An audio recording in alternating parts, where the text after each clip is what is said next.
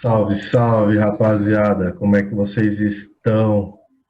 Como é que passaram essa semana aí?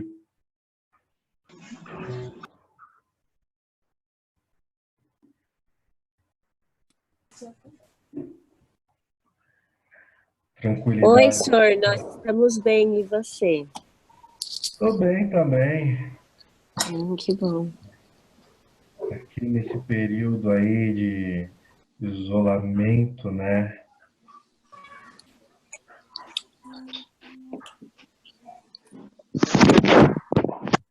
Bom, gente, mais uma vez, quem quiser aí ativar a câmera, pode ativar, para a aula ficar um pouco mais dinâmica, tá certo? Ah, Durante a explicação, então, o mesmo procedimento, vou deixar o microfone de vocês mudo, daí quiser fazer uma pergunta ou pelo chat, ou faz o sinalzinho ali, que eu, que eu libero o microfone.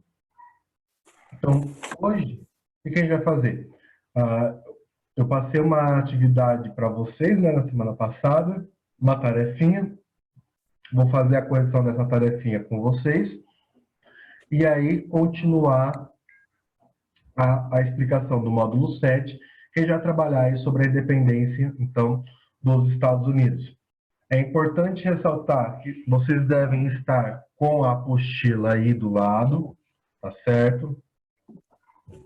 Ah, não, durante a aula, se porventura acabar caindo a minha internet ou acabar saindo da reunião, não se desesperem, não saiam da reunião, que daí eu dou um jeito, geralmente eu volto, beleza? Muitos, creio eu, que já esperariam hoje a correção da, da atividade avaliativa referente, né, à primeira semana, né, que para vocês foi a P2, né? Só que ainda teve, quando eu olhei para pegar os dados e tudo, teve algumas pessoas que ainda não tinham finalizado, então não dava para eu fazer essa correção com vocês hoje. Creio eu que semana que vem eu consiga fazer essa correção com vocês. E de antemão já falo, né, que aconteceu com alguns alunos, quando vocês terminarem de fazer a atividade, dá uma olhadinha lá se vocês clicarem em finalizar, tá? Porque alguns respondem rapidinho, fecha e esquece de finalizar, porque enquanto você não finaliza a atividade, não aparece para mim o que você errou, o que você acertou, tá certo? Então, essa dica, esse recado eu estou passando aí do geral para todas as salas. Então, bora lá, vamos começar a nossa aula, tá? Que hoje a gente tem bastante coisa para falar. Deixa eu compartilhar minha tela com vocês.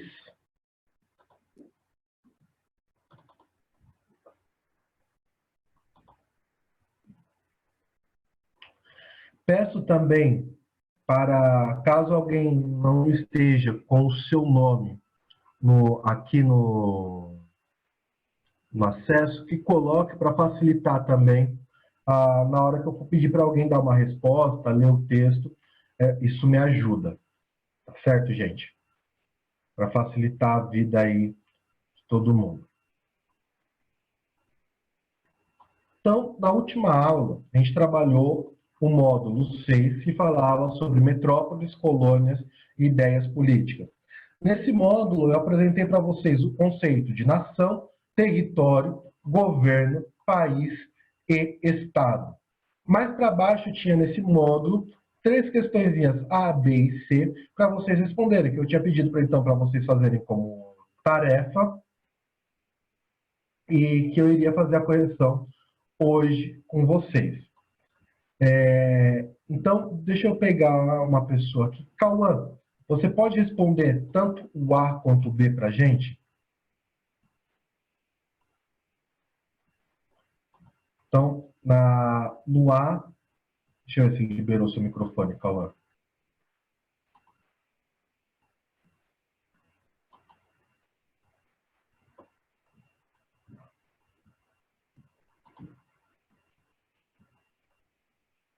Depois confirma isso.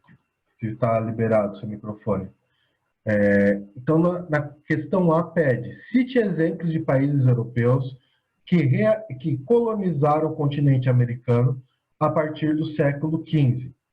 E depois, né, no B, pede: para cada um dos países europeus listados, cite exemplos de países americanos países americanos atuais que surgiram nos processos de independência a partir do século XVIII. Alan, você poderia responder aí para a gente?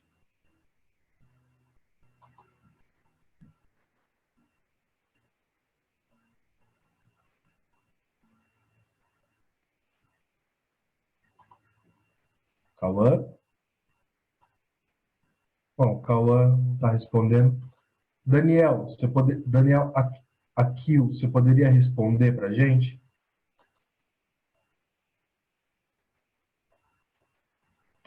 Vamos lá, galera. Participem comigo aí, para eu não ficar falando sozinho.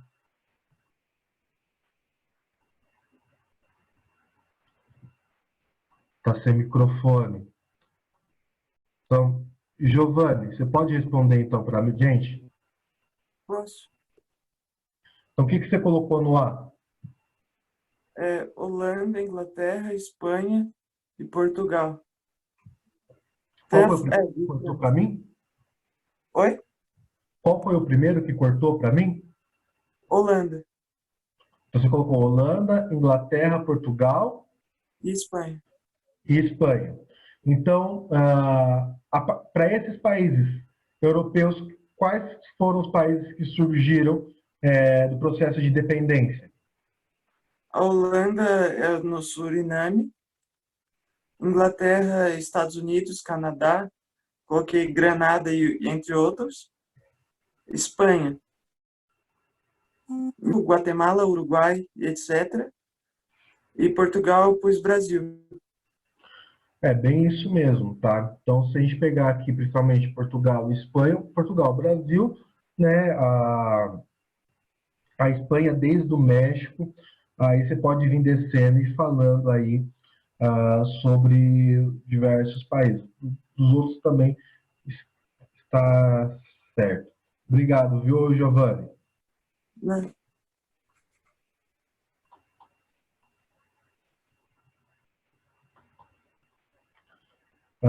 Deixa eu ver aqui. Gabi. Oi, senhor. Eu queria que você falasse aí o que você colocou, o que para você significa quando fala que um país se tornou independente. O que você entende quando alguém fala que um país se tornou independente? Que ele não depende de nenhum outro país? Que ele não depende de nenhum outro país. Tá certo, mas vamos lá, para ficar mais completo. De que aspecto que ele não depende mais de outro país? Como que ele não depende de outro país? Na parte política, de religião, econômica. Bem isso mesmo. Nesse aspecto, principalmente aqui no aspecto político, tá certo? Obrigado, viu, Gabi? De nada, senhor. Então, aqui, gente, quando a gente fala se tornar independente, dentro desse processo que a gente está falando, metrópole versus colônias, quando as colônias, elas então falam que se tornaram independentes, aqui nada mais elas estão falando assim, olha, eu não vou aceitar ser subjugado ou ficar sobre os seus domínios. Eu estou criando aqui um novo país, né, que vai ser governado por um outro estado, beleza? E esse estado, esse país e por aí vai ser soberano, vai exercer a sua soberania. Então, a gente pode falar que assim, um país se tornar independente, a gente pode até mesmo falar que é um país ele se tornar soberano. Aqui, gente, é muito importante a gente falar independente, principalmente no aspecto político, tá? Porque quando a gente fala sobre o aspecto econômico, Ele é independente porque ele pode criar as suas leis econômicas, a sua tributação, a sua forma de visão econômica e por aí vai. Mas quer queira, quer não, ele vai depender de outros países para movimentar a sua economia. Então, toma um pouquinho de cuidado quando a gente fala aqui independência econômica, tá? Nesse sentido. Beleza? Mas, então, independência justamente aqui, bom, recapitulando, na questão de falar assim, olha, agora eu vou seguir a minha própria soberania. Então, a gente, nesse caso, é uma independência principalmente política. Lembrando aqui que a relação entre as metrópoles e colônias eram feitas por meio do pacto colonial, no qual as colônias só poderiam ter relações comerciais com as metrópoles. E eram as metrópoles que determinavam os valores dos produtos, tanto de compra quanto de venda. Geralmente, as metrópoles compravam as mercadorias num valor muito baixo e vendiam as mercadorias num valor muito alto. E as colônias, elas não poderiam romper com o pacto colonial. Por isso, quando a gente fala assim do processo de independência, então a gente está falando do processo de ruptura, de quebra do pacto colonial. Até aqui, alguma dúvida ou vocês estão conseguindo compreender essa parte?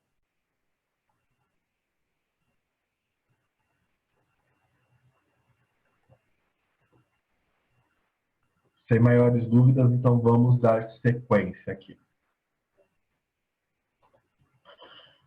Então, na última aula também, nós falamos sobre a colonização da América do Norte, né? A formação daquilo que a gente vai chamar depois dos Estados Unidos, mas que a princípio era chamado de as 13 colônias inglesas.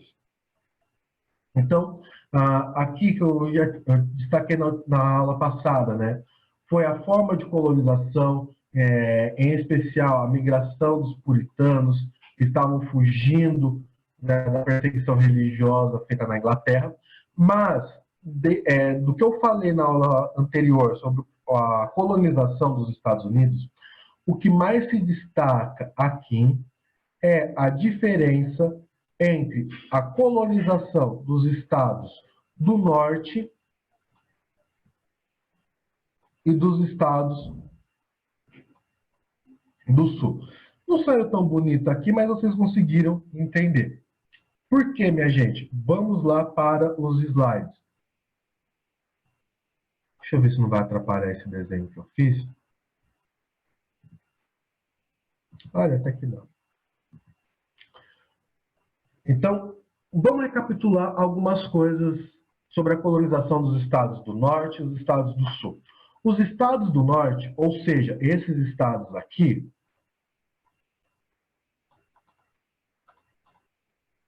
e aqui agora sumiu.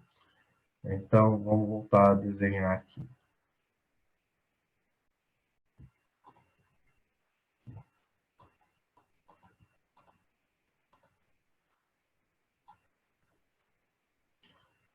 Então, esses estados para cima,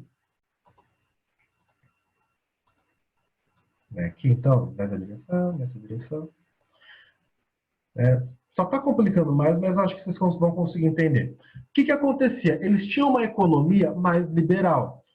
Como assim, professor? Nessa visão de economia deles, eles pagavam os seus funcionários, né? Então, aqui a utilização de mão de obra assalariada, que é muito importante destacar, tá?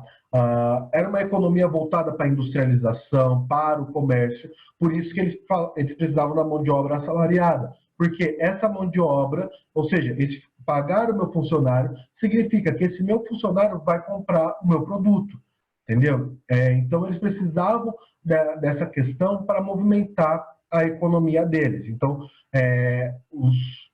nos estados do norte, nós temos uma presença maior dos puritanos. Já os estados do sul, eles vão se desenvolver em uma economia extremamente agrária, né? Uma economia extremamente rural. Em que sentido? Eles vão produzir mercadorias que serão usadas na metrópole. Então, ou melhor dizendo, os estados sulistas, eles obedecem mais o pacto colonial, tá? Então, isso é uma questão importante de se observar. Os sulistas aqui, eles têm uma observância maior em relação ao pacto colonial, e justamente eles produzem para suprir a demanda da metrópole, ou seja, da Inglaterra, aqui, da nossa querida e amada Inglaterra. Então, quais eram os produtos quais eram as mercadorias mais produzidas pelos sulistas? O tabaco, o algodão, durante a Revolução Industrial, para a indústria têxtil, né? O algodão, entre outros produtos aqui, que me fugiu a cabeça. Eu não tenho aqui anotado, tá? Mas era uma produção, uma sociedade bem agrícola. E vejam bem, se dentro desse meio de produção eu utilizasse a mão de obra assalariada, significaria que depois, por exemplo, o meu algodão ficaria caro. O valor final do meu algodão ficaria caro e não seria competitivo. Então, os sulistas, eles utilizavam a mão de obra escrava. E a gente vai ver que essas questões entre o norte e o sul serão importantes na hora que a gente vai entender a consolidação dos Estados Unidos e a Guerra Civil Norte-Americana.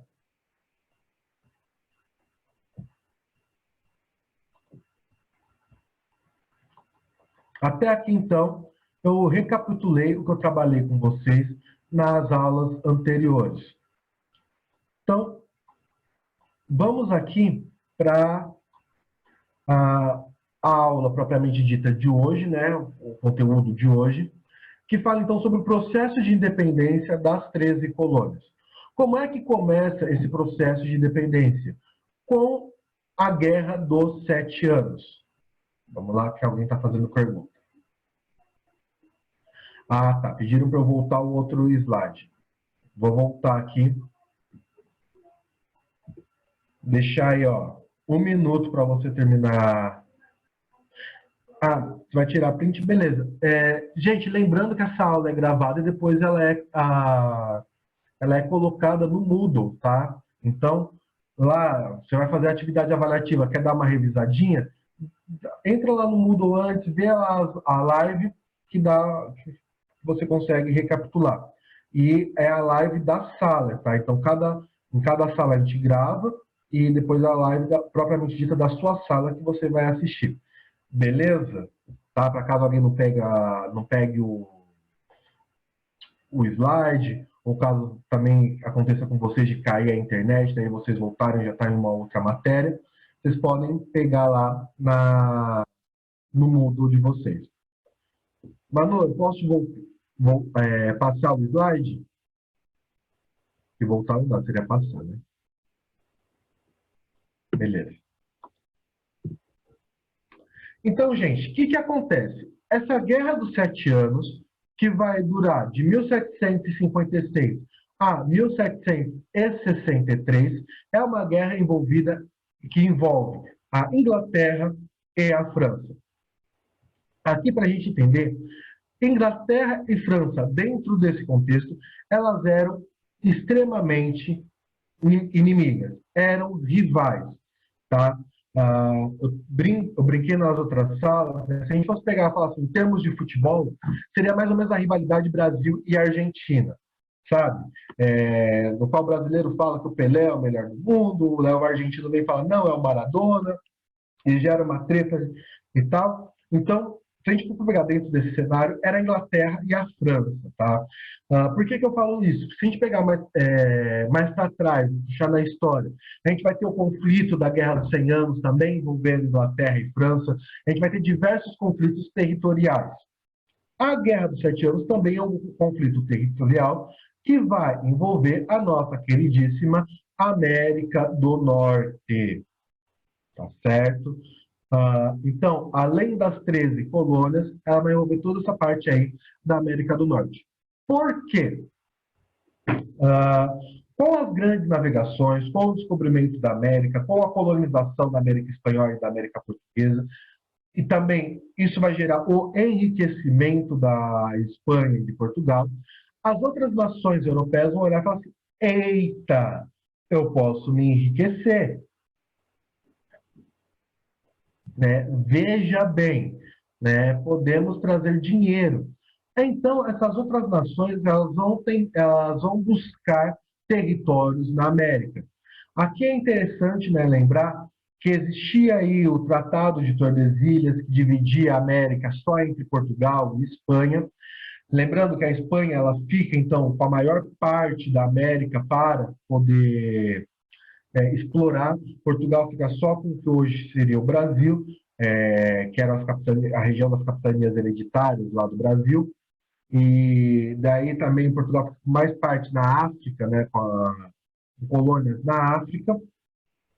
Nós temos, então, países como França, como Inglaterra, como também já foi citado, Holanda, vão olhar e falar assim, ué, mas por que só os portugueses e os espanhóis vão poder explorar o novo mundo? Nós também queremos um pedacinho dessas terras.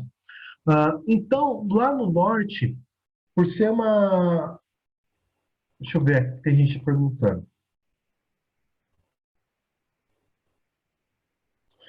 O Giovanni perguntou, mas quando ocorre a independência, são só entre as 13 colônias? Sim, a Guerra dos 7 Anos envolve as 13 colônias, mais uma outra parte, que seria o Canadá, a região do Canadá, tá certo? Do Alasca e tudo mais.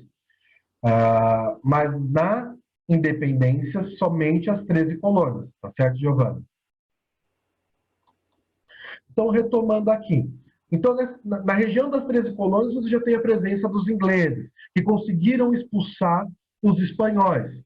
Aí você tem, mais ao norte ainda, na região que vem a ser o Canadá, os franceses chegando. E os franceses eles começam a ameaçar, né, essas colônias inglesas. Vamos lá. Tem mais gente perguntando. Né? Então, os franceses eles começam a ameaçar essas colônias inglesas, o que faz, então, a Inglaterra, a fim de defender o seu território, defender as suas colônias, declarar guerra contra a França. Então, essa guerra é a famosa Guerra dos 7 Anos. Gente, é interessante observar que a Guerra dos 7 Anos ela tem consequências negativas, tanto para a Inglaterra, quanto também para a nossa amada França, tá? Que vai ser a famosa Revolução Francesa, tá? A Guerra dos 7 Anos vai ter como consequência para a França a Revolução Francesa aqui, tá? Só a título de curiosidade. Então, qual foi a motivação dessa guerra? A disputa territorial na América do Norte, tá certo? Aí, a partir daí vão definir bem as fronteiras, aonde a França vai poder colonizar, aonde é território da Inglaterra. A Inglaterra ela vai sair vitoriosa, mas essa vitória tem um gosto bem amargo. Porque, galerinha, como eu costumo falar, não sei se eu já comentei com vocês antes, mas vocês vão ouvir quando a gente for lá, quando eu trabalhar em guerra com vocês, que guerra é caro. Guerrear é algo caro, tá? Então, se a gente pegar antigamente, por que justificava a guerra, tá? A guerra se justificava porque eu invadia outro território, dominava o outro território e me apropriava das riquezas desse território, tá certo? Hoje em dia a gente tem diversos contextos do porquê da guerra, que não vem ao caso aqui entrar nessa linha. Então, o que acontece? A Inglaterra, ela gasta demais para defender a sua colônia. Aqui aparece no texto, deixa eu pegar aqui a página, né? É o que aparece no texto da página 6. Tá? Aqui, ó, logo após o texto das 13 colônias, no terceiro parágrafo, vocês podem grifar essa parte que vem falando assim, ó, na América do... que vem falando, ó, vou ler o parágrafo inteiro para fazer sentido com o que está grifado. Entre eles, o que mais se destacou foi a Guerra dos 7 Anos. Na América do Norte, a guerra foi entre as 13 colônias e franceses, que também ocupavam a região, ambos contando com aliados indígenas. para manter seus domínios, a Inglaterra foi forçada a aumentar os seus gastos e efetivos militares na América. Aqui, nessa parte que fala aumentar os seus gastos e efetivos militares na América, entendam que para a Inglaterra foi basicamente aumento de gasto. Então, a Inglaterra ela gastou demais para manter as 13 colônias. Ora, isso gerou uma necessidade de obtenção de recursos, de capta. Então, o governo britânico, o governo inglês, viu a necessidade de criar novas fontes de recurso, de dinheiro, tá? Para compensar o gasto com a Guerra dos 7 Anos. Então, qual foi de que modo, então, a Inglaterra achou para conseguir captar dinheiro das 13 colônias? Então, olha, se até então a gente deixava o pacto colonial mais frouxo, eles tinham mais liberdade econômica para comerciar com outros países, por aí vai, está na hora da gente apertar um pouco esse cinto, está na hora da gente apertar mais o pacto colonial. Então, foram criadas aí, então a metrópole, a Inglaterra, ela passa a intervir mais nas 13 colônias americanas e, então, cria a lei do açúcar, a lei do selo e a lei do chá. O que a gente vai passar a ver agora, o que foram essas leis. Então, aqui a gente ainda está na página 6, para quem está acompanhando junto com a apostila, impostos, representação política e rebeldia.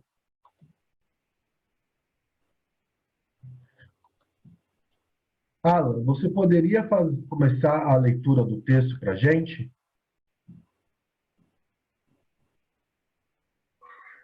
Opa, senhor. Daí só deixa eu sinalizar aqui rapidinho, até a parte que é para você ler. Tá. Tá, você vai ler até essa barrinha vermelha aqui, tá? Tá bom, tá bom. Até o êxito? É. Tá. Em 1764, o Sugar Act, Lei do Açúcar, impôs a cobrança de uma taxa sobre o malaço importado das possessões de outro país, com o objetivo de convencer os clientes a comprar as suas provisões das colônias britânicas. Atribui também aos funcionários dos impostos direitos alargados de busca e apreensão para assegurarem a aplicação da lei. Esta lei era muito impopular e, em 1766, o imposto sofreu uma redução significativa, criando assim o precedente de que as leis mais podiam ser desafiadas com êxito. Obrigado, Viola. Valeu.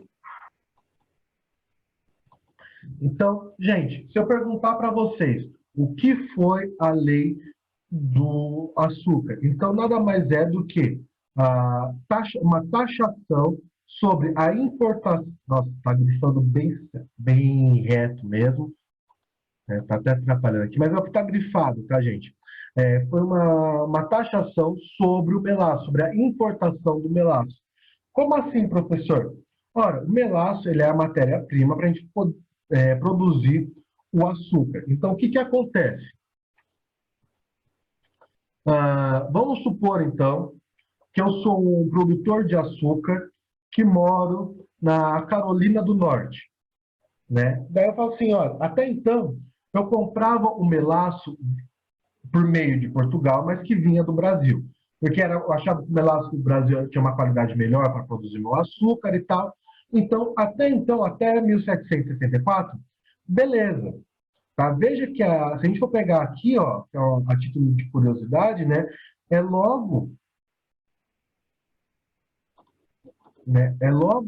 um ano depois, né, ao fim da Guerra dos 7 Anos. Então, veja como a Inglaterra estava desesperada, né, por recursos. Então, voltando ao exemplo que eu estava falando. Então, eu comprava de Portugal, né? E aí, então, em 1764, o que a coroa inglesa falou assim? Olha, Emílio, você pode continuar comprando de Portugal, mas agora você vai ter que pagar 10% a mais sobre esse melaço importado. E se você comprar o melaço do Daniel, que mora em Nova York, você não paga esses 10%. Tá? Ou se você comprar o melaço do mercador britânico, você não paga esses 10%. Então vejam aqui que essa lei ela foi criada, né, para fazer com que os colonos comprassem produtos da metrópole. Tá certo? Melhor dizendo, produtos por intermediação da metrópole e deixassem de comprar produtos estrangeiros. Beleza? Então, essa lei foi para motivar, para fortalecer o próprio comércio inglês. Deixa eu ver aqui outra pessoa. Rafaela, você pode continuar a leitura para a gente? Eu já vou sinalizar aqui até onde é para fazer a leitura.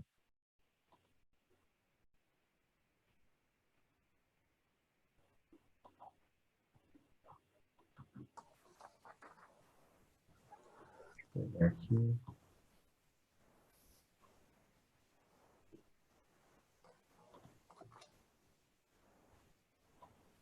Você vai ler até essa parte aqui. Você pode fazer a leitura para a gente? Posso. O mesmo destino teve o Stamp Act, Lei dos Selos, de 1765, que obrigava a colagem de selos fiscais em jornais, documentos legais e outros artigos de comércio.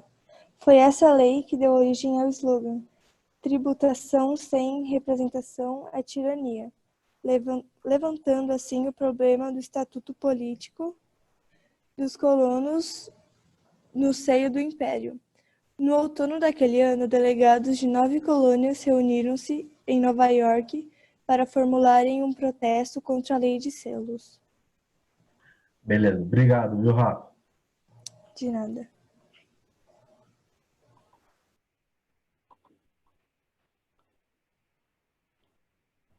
Então, para terminar a leitura, aí eu já faço a explicação. Carol, você pode terminar a leitura para a gente? Eu, senhor? Isso. Por enquanto, para Tá. mim, só aparece você. Não sei se tem essas outras Carols que estão presentes, mas só aparece você com o nome de Carol aqui para mim. Então, é você mesmo. Você faz a leitura aqui para mim? Eu fiquei com Só tem uma, né? Então, você faz a leitura aqui até o final, porque a gente vai falar agora sobre a lei do chá. Não precisa ler o nome em inglês da lei, não, tá? Você pode substituir por lei do chá. Aqui, na verdade, teve mais produtos envolvidos, mas você não precisa ler em inglês essa parte aqui, não. Tá? Pode fazer a leitura. Qual parte que não é pra ler mesmo? Aqui, essa parte em inglês, que é o nome em inglês da lei, você não precisa ler. Pode pular. Que seria aqui a lei do chá. Você começa em 1767. Tá. Em 1767, votação do chá, do papel e de outros produtos embarcados para as colônias. Em 1765 e 1775, não, em 1765 e 1775, protestos contrários aos impostos repetiram-se cada vez com maior força e os críticos desenvolveram uma rede ativa de propaganda e resistência organizada baseada em clubes clandestinos.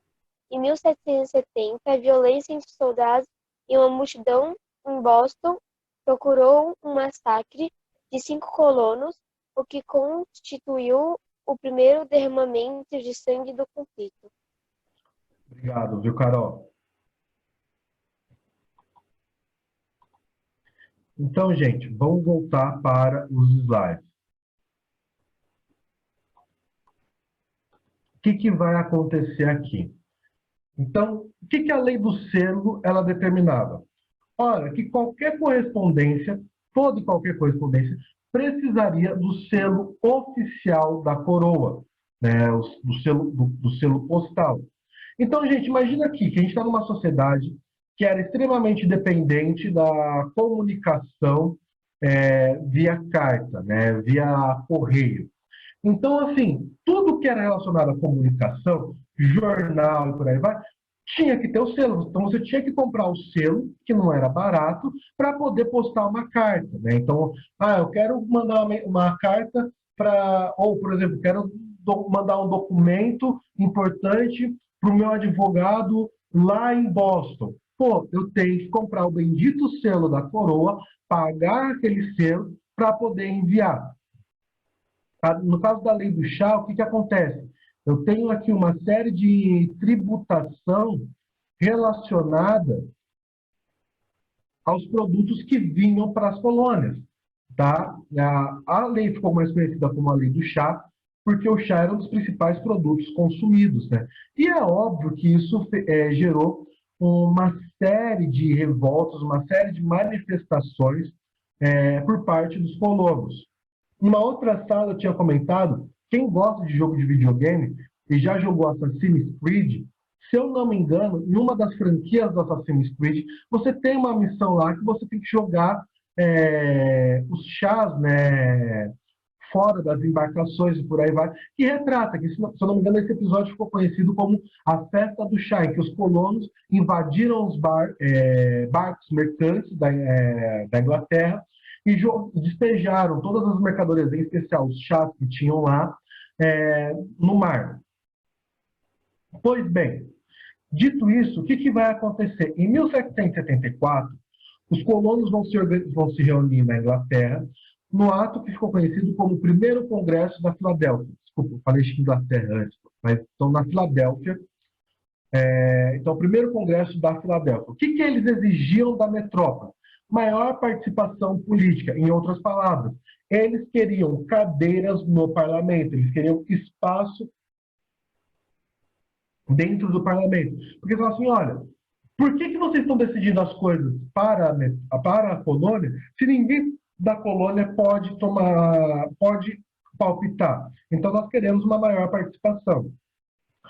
Só que o rei da época, que era o Jorge III, e o parlamento, de uma forma geral, não queriam essa participação, eram totalmente contrários, né? Porque imagina o seguinte, se eu estou querendo apertar o pacto colonial, se eu possibilitar aos meus colonos uma participação, né, dentro dessa política, no final das contas, não vai ser eficaz as leis que eu quiser aprovar em relação ao pacto colonial.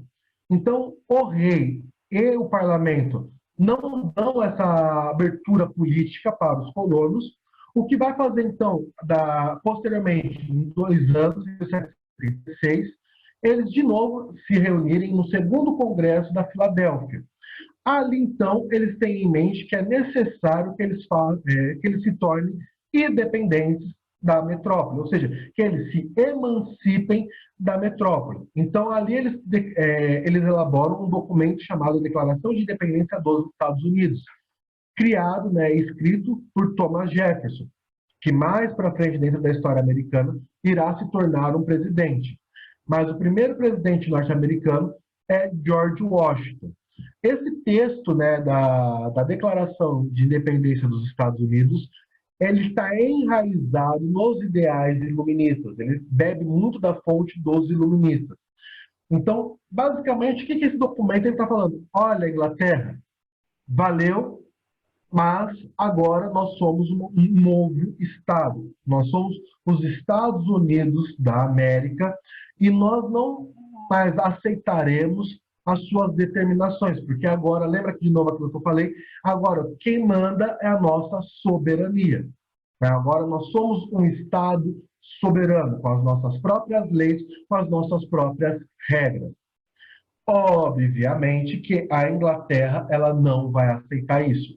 A Inglaterra não vai, o rei, o parlamento não vai pegar, ficar de braço para falar assim, tá bom, você é bichão mesmo, beleza, ok. Não, Então, obviamente, como eu falei, o parlamento não vai aceitar, nem o rei, e isso vai gerar, então, uma guerra, que será conhecida como Guerra de Independência, que vai durar de 1776 até 1783. Então, os colonos americanos primeiro declaram a independência para depois lutarem por ela. Aí, então, essa guerra só acaba com um tratado, um acordo político que fica conhecido como Tratado de Paris, que ali a Inglaterra tem que engolir a seco e acaba reconhecendo os Estados Unidos como sendo.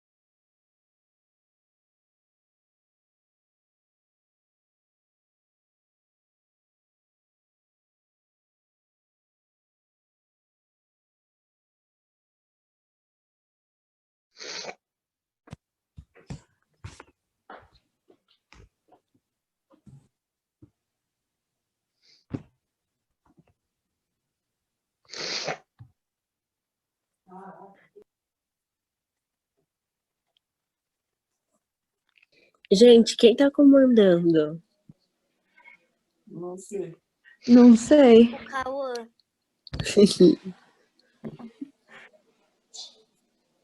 É verdade, o Cauã tá como anfitrião. Eu não entendi uma coisa que travou para mim na hora. É, com o Tratado de Paris, que os Estados Unidos ficou independente?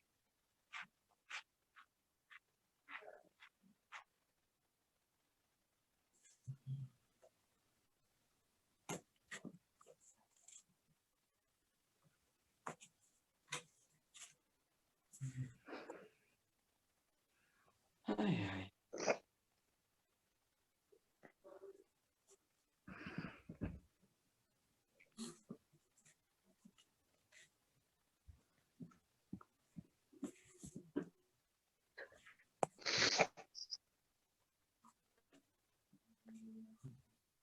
Olha, não foi só uma caída, não. Foi demorando.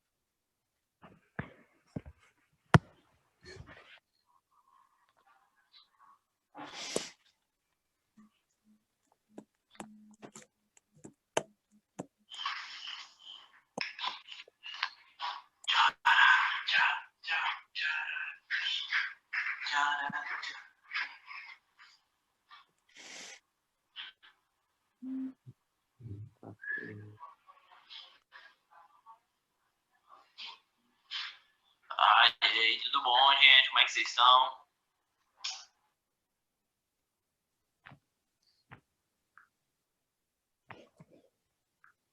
Caçando um efeito que fica da hora. Não gostei de nenhum até agora, velho. É possível. Ô, Cauã, liga o som aí. Liga o seu mic aí. Rapidão. Fala. Pô, eu acho que você vai ter. Eu não sei se a configuração tá certa, mas eu acho que você vai ter que liberar a entrada do Sur pra ele entrar aqui. Tá, peraí. Não, só fica de olho nisso. Aqui vai isso, não. Tudo bem, Kaline? Tudo bem, Kaline? Tudo bom? Cassantos. Cassantos, tudo bem, minha querida? Vou dar lá agora de manhã. Cuidado. E Anjinho é bonito. Sou não, pô, não bonito não.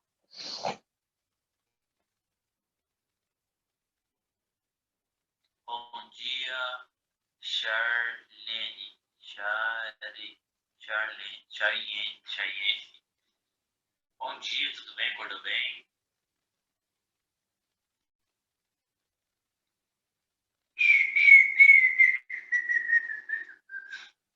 Vocês reparam, nós Jesus trabalhando. Ele trabalhando com os crentes. Misericórdia. Oi, Raíssa, tudo bem? Gente, vou entrar, você prefeito. Não sou não, velho. Sou não. Oi, tudo bem, Raíssa? E você, como é que você tá?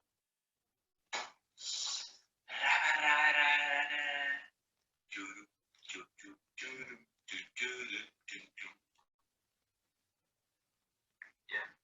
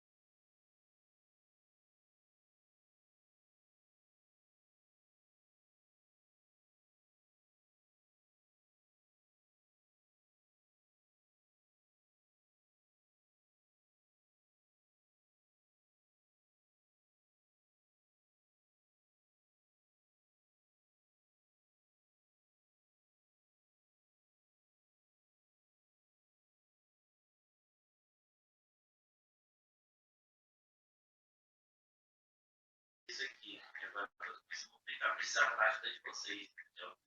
Vocês, tipo assim, pedindo pra galera que seguir, comentar nos seus stories, tá ligado? Isso sim, filho. Ele pode fazer. Não, ele pode fazer.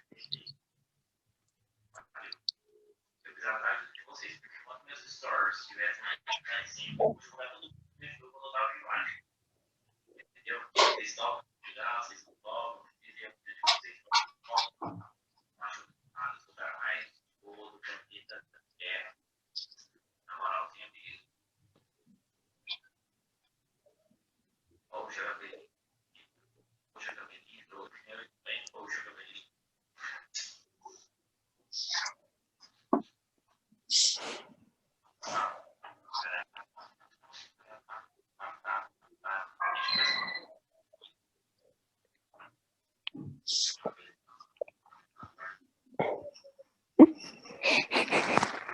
Ô, gente, Melassa era um é como ele chamou um cocô no filme do Menino Maluquinho. O cara tá gravando, mano.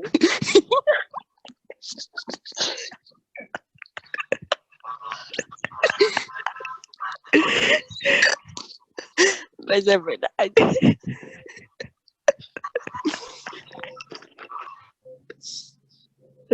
Alguém já assistiu o Menino Maluquinho?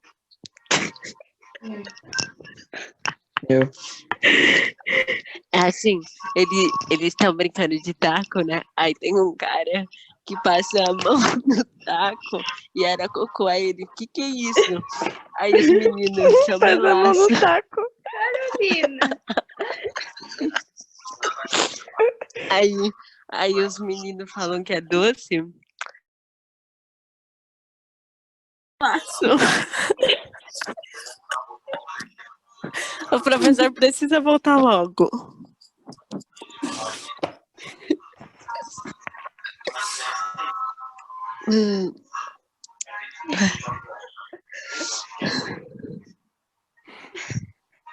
Professor, então é contínuo.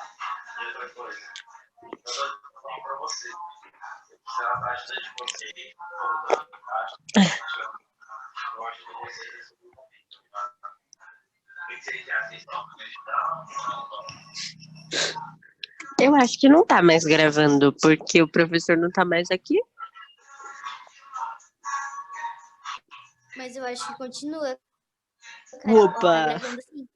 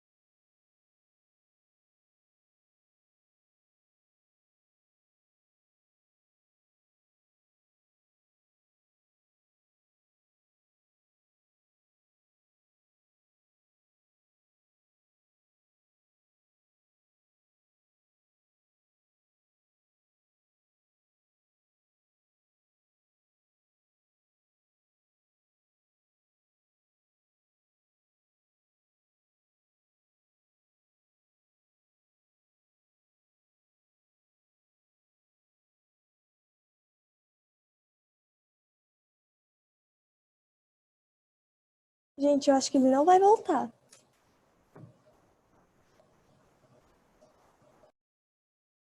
É. Rafa,